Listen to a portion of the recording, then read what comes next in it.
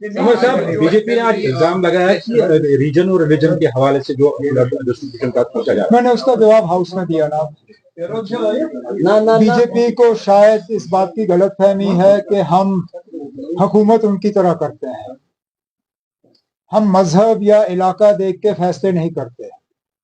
ये बीजेपी वाले हैं जिन्होंने मरकजी हुकूमत में इस मुल्क के लगभग 15% आबादी को हुकूमत से बाहर रखा है। आज बीजेपी का ना लोकसभा में ना राज्यसभा में एक भी मुसलमान मेंबर पार्लियामेंट है। मरकजी हुकूमत में एक भी मुसलमान जो है वजीर बनने के उनको काबिल नजर नहीं आया। तो वो पहले अपने गिरेबान में झांक के देखें, फिर हमारे ऊपर जो है उंगली उठाने का काम करें। मैंने जैसे हाउस में कहा, हम नुकसान देख के फैसला करेंगे, इलाका या मजहब देख के नहीं। जिस इलाके का नुकसान हुआ है कम ज्यादा, उस हिसाब से जो है मरकज से पैकेज मांगा जाएगा। पैकेज मिलते ही वो पैसे जो हैं वो लोगों के बीच में हम बांटना शुरू करेंगे। सीधी सी बात है। क्रॉस वोटिंग के हवाले से भी काफी इल्जाम लगे। आज इलेक्शन कमीशन ऑफ इंडिया पूरे देश के लिए जो है एसआईआर अनाउंस करने जा रहा है। So how do you view this? अब पहले ही बिहार में एसआईआर को लेके कुछ खदशात और कुछ शिकायतें की गई हैं। अभी तक तो ये भी नहीं मालूम कि एसआईआर कराने वालों को उस एसआईआर का फायदा होगा या नहीं होगा। बिहार का इलेक्शन मुकम्मल होने दीजिए, पहले हम देखें कि वाकई क्या उस एसआईआर का कोई फायदा हुआ या नहीं हुआ। उसके बाद फिर बाकी मुल्क में उसको लागू करने की बात करें। अभी तक तो बिहार का जो है वो रिजल्ट नहीं आया। तो इलेक्शन कमीशन को इसमें जल्दी नहीं करनी चाहिए, क्योंकि फिर ऐसा लगेगा कि इलेक्शन कमीशन जो है अपनी इंडिपेंडेंस खो के किसी पॉलिटिकल पार्टी के प्रेशर में ये काम कर रहे हैं।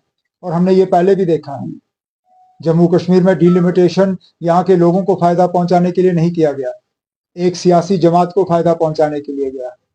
जिस तरह सीटों का बंटवारा हुआ, जिस तरह नई सीटें बनी, उसका सीधा सीधा एक ही पॉलिटिकल पार्टी और उसके खैर का जो है उन लोगों को फायदा पहुंचाने की कोशिश की गई। इलेक्शन कमीशन को इस तरह की गलती नहीं करनी चाहिए। उनको वेट करना चाहिए, देखना चाहिए कि वाकई क्या एसआईआर जो है वो वोटर के फायदे की बात है या नहीं। आने वाले दिनों में यहाँ सिर्फ सड़क, पानी, बिजली की बात होगी या जो हमारी पॉलिटिकल शिनाख्त है उसको रिस्टोर करने की बात? अब हम तो रिस्टोर करने वाली बात करना चाहते थे, लेकिन शायद अब स्पीकर साहब की तरफ से हमारे ऊपर इसमें अब एक पाबंदी लगाई गई है।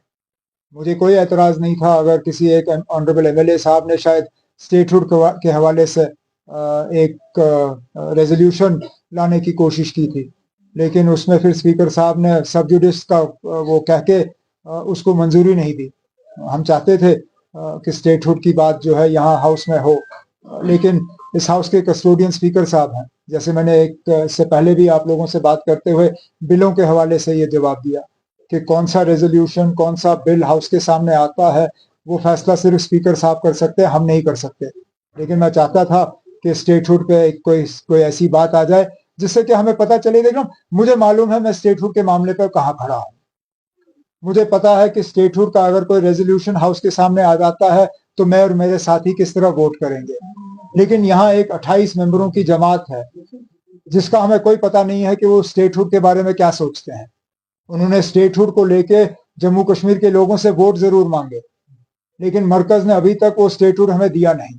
मैं चाहता था कि एक रेजोल्यूशन, ऐसा कोई मौका हमें हाउस में मिले जिससे कि वो 28 मेंबर जो हैं अपनी बात वोट के जरिए क्लियर करें कि स्टेटहुड के मामले में वो 28 लोग कहाँ पे खड़े हैं। देखना सुने, जब तक आप सवाल करते हुए थक नहीं जाओगे तब तक मैं यहाँ बैठा रहूंगा। इसलिए मेहरबानी करके एक कर लीजिए। मैं आपका सियासी मामले एक डायरेक्शन में आ जाते हैं। मैं यहाँ से शुरू करके यहाँ खत्म कर। सर, ये जो सियासी मामले हैं आपकी काम में कितनी रुकावट पैदा करते हैं? क्या ये जो सियासी मामले हैं, खासकर स्टेटहुड या अभी आप यूटी के वजीर आला है, जो आप यहाँ पे तमीर तरक्की करना चाहते हैं, उसमें कितनी रुकावटें तो अगर कोई रुकावट नहीं होती, मैं क्या पागल हूं कि मैं स्टेटहुड मांगता।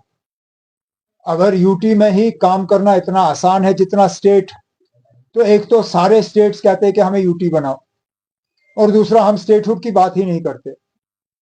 जाहिर सी बात है कि इश्यूज सामने आ ही जाते हैं, अफसर हमारे चॉइस के लगते नहीं।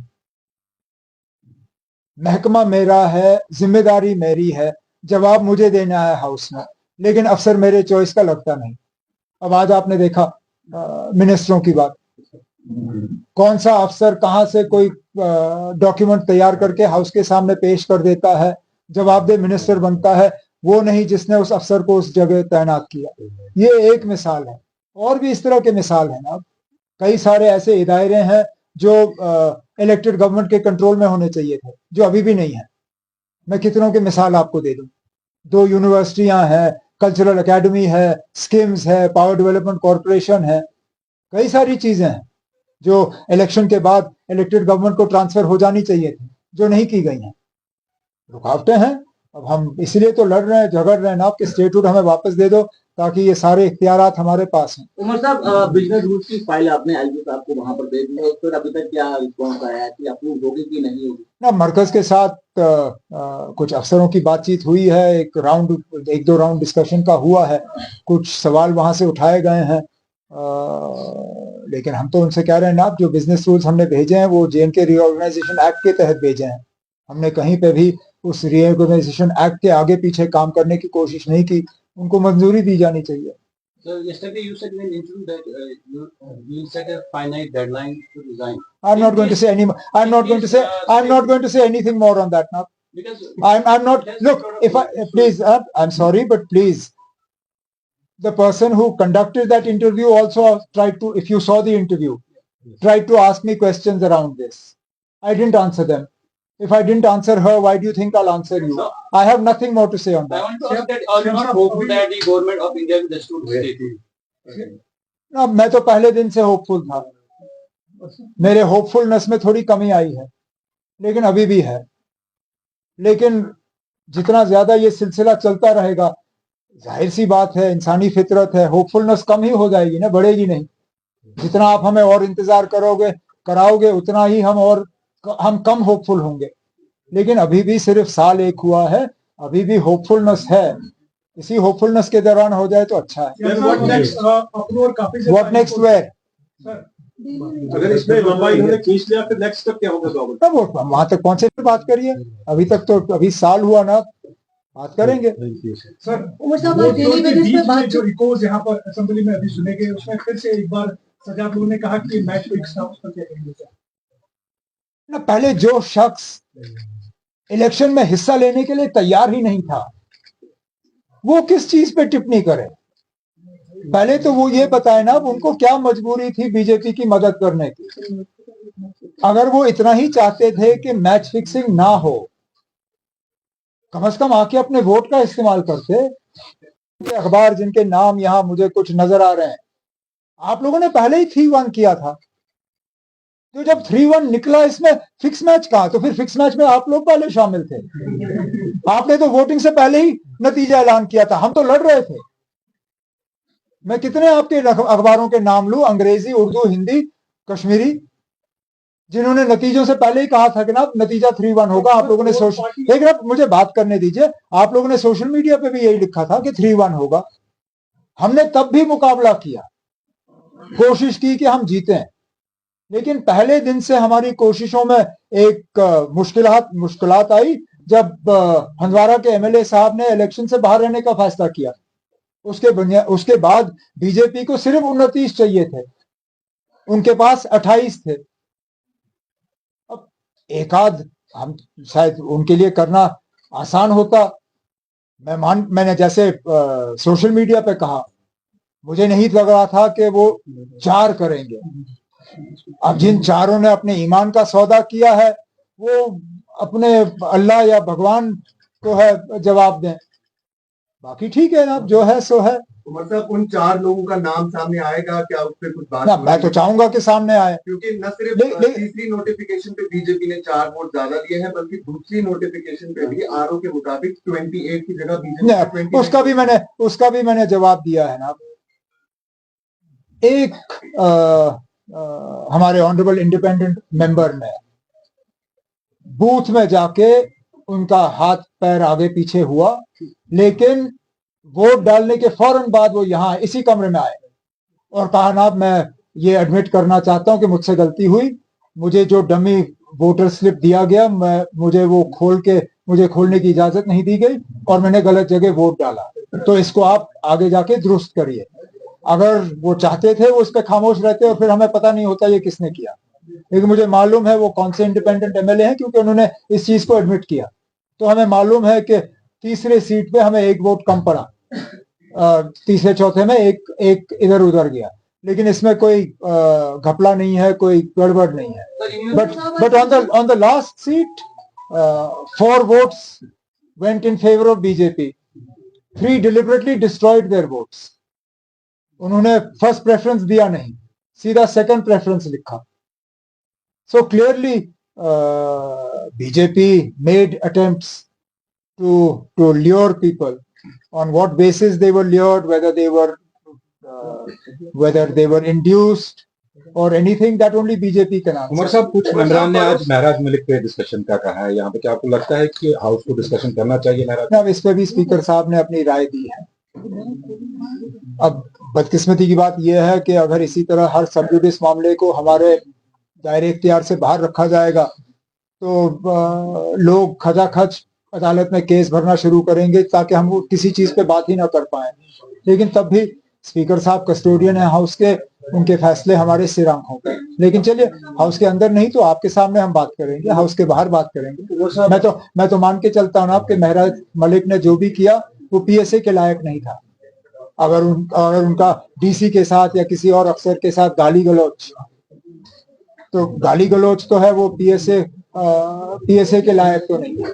इसी के साथ जैसे मैंने पिछले दिनों एक सवाल के जवाब में कहा, यहाँ तो मरकज के एक वजीर ने पूरे मुसलमान कौम को कहा कि ये नमक हराम है। अगर पूरे मुसलमान कौम को नमक हराम करार देना वो ठीक है, तो फिर महराज मलिक ने क्या गलत कहा? उसको पीएसए तो लगना ही नहीं चाहिए। बाकी अगर उसके खिलाफ कोई कार्रवाई करनी होगी वो स्पीकर साहब कर सकते हैं, वो इस हाउस के मेंबर हैं। स्पीकर साहब एक डिसिप्लिनरी कमेटी बना के उस चीज को देख सकते हैं। लेकिन ये पीएसए एक इलेक्टेड मेंबर के खिलाफ इस तरह इस्तेमाल करना ये सरासर गलत है ना। और उनके साथ जो अफसर इस कमेटी में है वो अपना काम मुकम्मल करें तो उसके बाद आपके पार्टी के एमपी रहुल्ला साहब कैंपेनिंग से पीछे रहे बड़गाम में, क्या कोई फर्क पड़ेगा उससे? नतीजे निकल जाए तो पता चलेगा फर्क पड़ेगा या नहीं पड़ेगा। मैंने कभी किसी को कैंपेन करने के लिए या कैंपेन ना करने के लिए मजबूर नहीं किया है। नहीं करना चाहते ना करें ना, कोई बात नहीं। बहुत है नेशनल कॉन्फ्रेंस में जो और कैंपेन कर सकते हैं। और Umar Saab, Farooq Saab recently said that BJP wanted to have a deal with the national conference on the ahead of the Rajya Sabha election. So how do you like to react? What was the deal? What was the understanding? Because BJP has denied it. There was no understanding. There was no. If there had been an understanding, look, please understand. This sort of attempt of death by 1,000 cuts. This is also incorrect because at the end of the day, today, the only party that is taking the BJP head on in Jammu and Kashmir is the National Conference. We are the ones who took them on in the Rajya Sabha elections, nobody else. Congress could have fielded a candidate, they chose not to. Chaliye, theek hai. In Nagrota, please tell me where are the candidates from the other parties? Where is PDP's candidate in Nagrota? Congress also at the last minute told us they will not fight. Then I had to scramble to find a candidate. Otherwise, we were ready to support the Congress in Nagrota. But today, the only party in Jammu and Kashmir that is fighting the BJP on the ground electorally is the National Conference. I think that has to count for something. तो ये जो बेबुनियाद बातें कि national conference का जो है कोई सीक्रेट अंडरस्टैंडिंग है बीजेपी के साथ, ना हम वो लोग नहीं है ना जो सीक्रेट अंडरस्टैंडिंग करते हैं। हमें अंडरस्टैंडिंग करनी होती है, हम खुलेआम करते हैं ना। मैंने बंद कमरे में चोरी छुपे वाजपेयी साहब की हुकूमत की मदद नहीं की। मैं एनडीए में शामिल होकर उनकी हुकूमत में गया। सही गलत वो दूसरी बात है। हम धोखा नहीं देते लोगों को। अगर हमें बीजेपी के साथ अंडरस्टैंडिंग करनी होती, हम उनसे कह देते ना जो 2 सीटों पे आपने अपने उम्मीदवार खड़े किए उनको उतार दीजिए, मैं इमरान नबी डार को विड्रॉ करा लूंगा। इलेक्शन होगा नहीं, आप 1 ले लीजिए, हम 3 ले लेंगे। लेकिन हमने वो भी नहीं किया। हमने कहा नहीं ठीक है, इस बात के बावजूद कि चौथी सीट मीडिया ने बीजेपी को दे दी, हम तब भी ये इलेक्शन लड़ेंगे। और हमने जितना हमसे हो सका हमने किया। मुझे इसमें कोई रिग्रेट नहीं है कि अब हम और कुछ कर सकते थे, हमने किया। अब अगर कुछ लोगों ने अपना ईमान बेचा, उसके लिए हम कसूरवार नहीं है। नगरोटा में हम आज बीजेपी को एक अच्छी खासी टक्कर दे रहे हैं और ये हम देते रहेंगे। कोई बीजेपी के साथ कोई अंडरस्टैंडिंग नहीं है। हाँ, मेरी ये कोशिश है कि मरकज के हुकूमत के साथ थोड़े से हमारे ताल्लुकात ठीक रहे ताकि हुकूमत का कामकाज ठीक हो। लेकिन हुकूमत के ताल्लुकात और नेशनल कॉन्फ्रेंस और बीजेपी के ताल्लुकात, इन दोनों में जमीन आसमान का फर्क है। नेशनल कॉन्फ्रेंस और बीजेपी का कहीं पे भी ना रिश्ता है ना रिश्ता बनेगा। बाकी मेरे ताल्लुकात मरकजी हुकूमत के साथ क्या होंगे वो दूसरी बात। मतलब नगरोटा विधानसभा क्षेत्र की बात की, हिंदू मुसलमान को वोट नहीं देते, यही तो मुसीबत है ना। इसी वजह से तो 15% आबादी को जो है इस हुकूमत में शामिल ही नहीं किया गया, क्योंकि ऐसा लगता है कि हिंदू ना मुसलमान को वोट देगा ना मुसलमान हिंदू को वोट देगा। आप भूल गए शायद ना, जम्मू पार्लिमानी सीट वो सीट है जहां नेशनल कॉन्फ्रेंस का एक मुस्लिम उम्मीदवार जीत के गया। उस वक्त भी Jammu parliament seat Hindu majority थी, लेकिन मुस्लिम कैंडिडेट जीत के गया। जम्मू कश्मीर में, खासकर कश्मीर में, यहाँ मुस्लिम मेजोरिटी सीटों से हिंदू उम्मीदवार जीत के गए हैं। यहाँ हिंदू मेजोरिटी सीटों से जम्मू कश्मीर में सिख जो है वो आए हैं। तो ये आपने कैसे सोचा ना कि हम इतने फिरका परस्त बन गए हैं कि कोई हिंदू आज मुसलमान को वोट नहीं देगा या मुसलमान हिंदू को वोट नहीं देगा। आप उम्मीदवार देखिए, उम्मीदवार का किरदार देखिए, उम्मीदवार का ट्रैक रिकॉर्ड देखिए। बीजेपी से पूछिए, ये वो पार्टी है जो कहती है हम खानदानी राज में भरोसा नहीं रखते, लेकिन उम्मीदवार किस बुनियाद पे तय किया वो आप भी जानते हो, मैं भी जानता हूँ। अगर सिर्फ उम्मीदवार को ही तोले तो हमारे उम्मीदवार में क्या कमी है ना। डीडीसी की मेंबर रही है, लोगों की खिदमत की है। आप सिर्फ मजहब देख के कहते हो कि वो जीतने के लायक ही नहीं है। मैं मियां अल्ताफ साहब की बहुत इज्जत करता हूँ, सीनियर लीडर है नेशनल कॉन्फ्रेंस के। उनका ये बयान पढ़ने के बाद मैंने उनसे फोन पे बात की और मैंने उनसे इसके बारे में पूछा। हालांकि मुझे पूछने की जरूरत ही नहीं पड़ी। जैसे ही उन्होंने मेरा नंबर देखा और फोन उठाया, उन्होंने हंस के कहा कि आपने शायद पढ़ा होगा, ना मेरा ये इरादा था, ना कुछ जो चीजें कही गई हैं मैंने कहा है। लेकिन उसने ये जरूर कहा कि मैंने इतना जरूर कहा है कि आप जिस कुर्सी पे बैठे हो आपको सोच समझ के बात करनी चाहिए। वो तो मेरे वालिद साहब भी मुझे कहते हैं। तो इस हिसाब से मेरे वालिद साहब और मियां अल्ताफ साहब में कोई फर्क है नहीं, मैं उनको उसी नजरिए से देखता हूँ। मेरे एक सीनियर साथी हैं, उनका मशवरा मेरे सिर आंखों पे। बाकी मैंने एक उनके बेटे के हिस्से से ही समझ लीजिए, मैंने उनसे जरूर एक गुजारिश की। मैंने उनसे कहा, मियां साहब जब भी कोई मुझसे बात करनी हो तो मीडिया को छोड़ के आ जाइए ना, बंद कमरे में बात करेंगे। ना उनको पता होगा ना बाकियों को पता होगा, हम ही बात कर लेंगे उतना ही।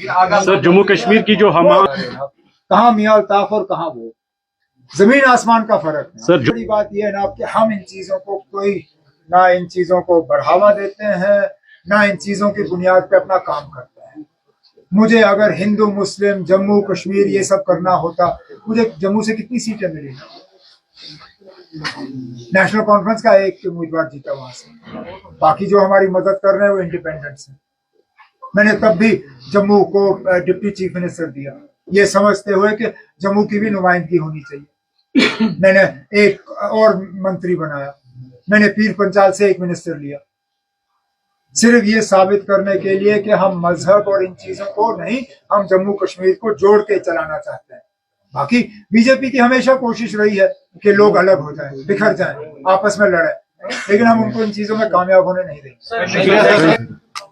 Any by-election is a challenge for a government. We are taking this by-election also as a challenge. This challenge is multiplied by the complexities of the voter sort of distribution in Budgam. It is also multiplied by some element of internal politics that is playing out. That said, I am hopeful that the people of Budgam will make the right choice. And that choice is simply this. There are 4 more years of this government. I am sure the people of Budgam are concerned with their day-to-day issues. बिजली, सड़क, पानी, रोजगार, सेहत, तालीम, ये सब चीजें, social welfare की स्कीमें, ट्रांसपोर्ट। आमतौर पे लोग कहते हैं आप जितना नजदीक बड़गाम श्रीनगर से है उतनी ही डेवलपमेंट बड़गाम की कम हुई है। उस चीज को हम दुरुस्त करना चाहते हैं। बड़गाम की नुमाइंदगी हुई है लेकिन बड़गाम की तरक्की नहीं हुई है। अब इसके लिए वो लोग कसूरवार हैं जिन्होंने इतने साल जो है वहां बड़गाम की नुमाइंदगी की। अब चलिए कोई बात नहीं, उनसे नहीं हुआ, हम कर लेंगे ना। इसलिए मैं उम्मीद करूंगा कि बड़गाम के लोग इस चीज को पहचानते हुए कि बेहतर होगा कि एमएलए जो है वो हो जो हुकूमत के साथ जुड़ा रहे, जो कम से कम छोटे मोटे बड़े काम जो है वहां करवा पाए। बाकी कैंपेन में यहाँ से नहीं करूंगा, ग्राउंड पे पहुंच जाऊंगा। लेकिन मुलाकात होगी, बड़गाम की तारीख 50 साल के बाद चेंज होगी क्या?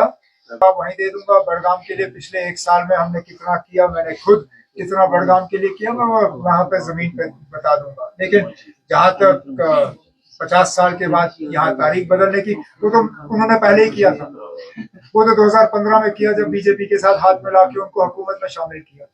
तो वो जैसे लोग जो पहले ही यहाँ हमारी तारीख बदल चुके हैं, जिनका खमियाजा हम अभी भी भुगत रहे हैं, वो इन चीजों पे कम ही टिप्पणी करें तो बेहतर होगा।